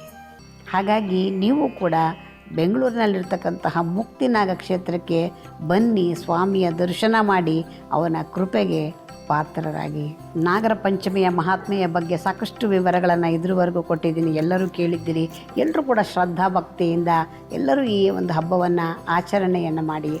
ಸರ್ವೇ ಜನಾಃ ಸುಖಿನೋ ಭವಂತು, ಸಮಸ್ತ ಸನ್ಮಂಗಳಾನಿ ಭವಂತು. ಎಲ್ಲರಿಗೂ ಶುಭವಾಗಲಿ.